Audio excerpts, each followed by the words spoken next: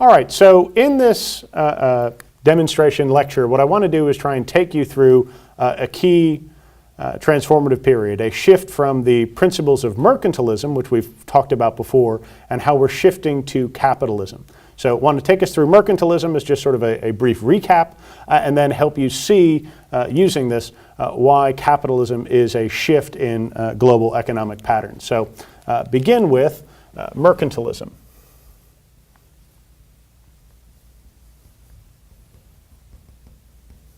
Now, if you remember, mercantilism is typified by, of course, you may remember from my chicken scratch drawing, the idea of all the wealth of the world is in one circle. And so it might be divided between France and Britain, but that's all there is.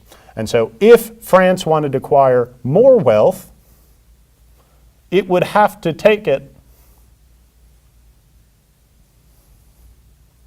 from Great Britain. That's all there is. That's all you get. So when thinking about mercantilism, we've already traced through some of the effects of this. This showcases trade as a zero-sum proposition. Simply put, trade is zero-sum. You can only gain at the benefit or at the expense of someone else. And because of that, government has to be involved. You want it to be involved. You need it to be involved. This is why governments are promoting monopolies. This is why they're doing all sorts of other things to get involved and grow the economy. Another element of this is, of course, the concern with a balance of trade. What does this indicate? This is a concern with acquiring the maximum amount of trade you can.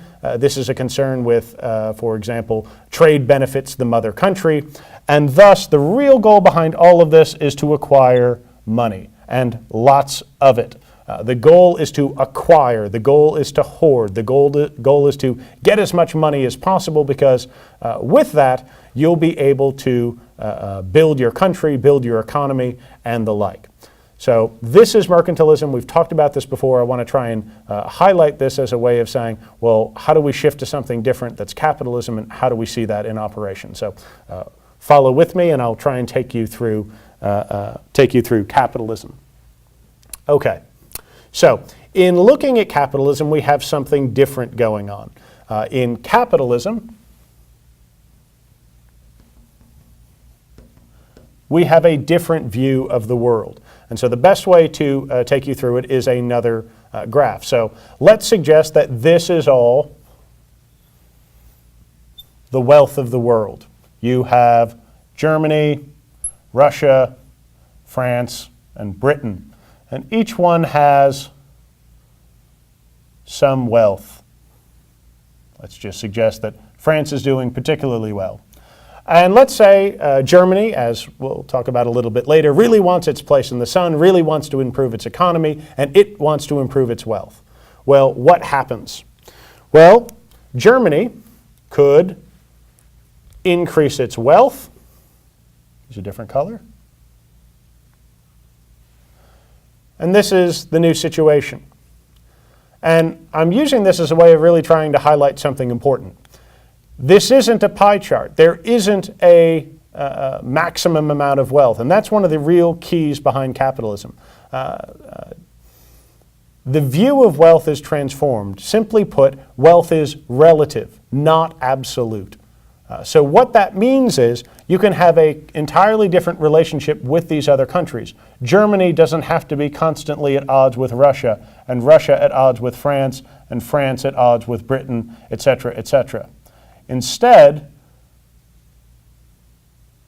each country can start looking to one another as a trading partner. And thus you are moving from trade as a zero-sum game to trade being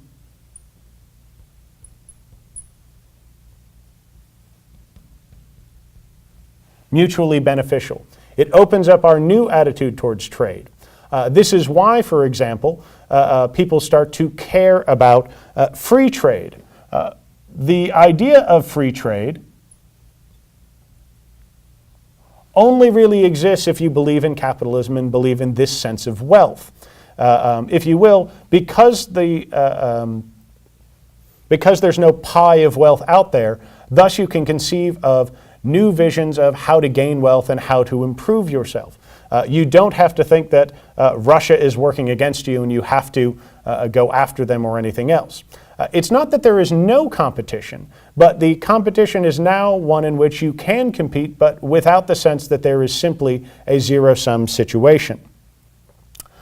The last element that's very important is the idea of wealth starts to, well, one other point. Free trade also means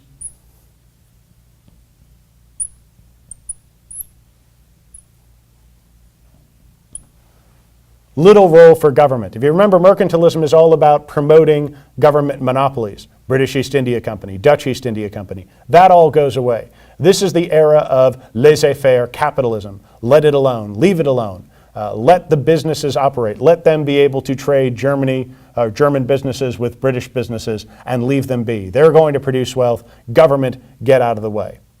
So again, you can see there's some massive changes to the perceptions of how the economy is supposed to work, that it's mutually beneficial, that you want free trade, you want little government. And one last element is that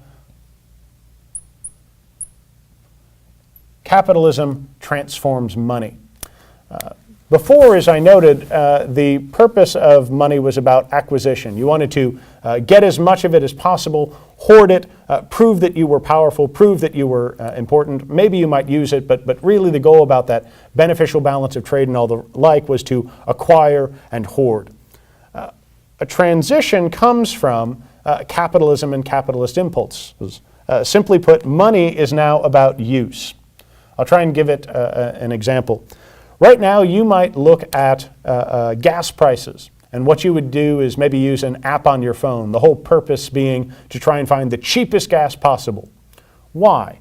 Because you want to find gas that's cheap so you can put it in your car to go places, so you can travel, so you can go to work, so you can go home, so you can go visit family, whatever you want to do. But the goal is to maximize your money because you want to use it to get that gasoline and travel as fast and as far as you'd like. In contrast, if you were a mercantilist, you might look at gasoline this way. If the prices rose to $6.50 a gallon or something like that, you might say, man, it's time to go to the gas station, acquire as much gas as possible, maybe even buy a couple buckets and throw gas in there because gas will never be so valuable. Now, that's a very foreign concept to us precisely because we don't live under this more capitalist mindset. And what you should recognize is that these ideas of capitalism have deep legacies. Remember, Adam Smith, for example, is tracing the ideas of the factory system and observing what is the cause of the wealth of nations. He's laying the groundwork for capitalism. And as we're turning to this period of industrialization and everything else, these ideas of how the world works takes off. You can remember that free trade, little government, that fits with liberalism of the 19th century. That's because all of these ideas are coming together and it's forming this new operation of capitalism in terms of how people think about government, how people think about themselves, how they think even about money, how they think about trade. And this is going to inform the world going forward. And so I hope that this small series of designs, these small diagrams, have helped you understand a little bit more the critical transition from mercantilism to capitalism, and in so doing helps make sense of some of the things that are going on in terms of imperialism, politics, and the like. So I hope this is helpful in explaining a big transition and an important transition, but one that is oftentimes a little complex.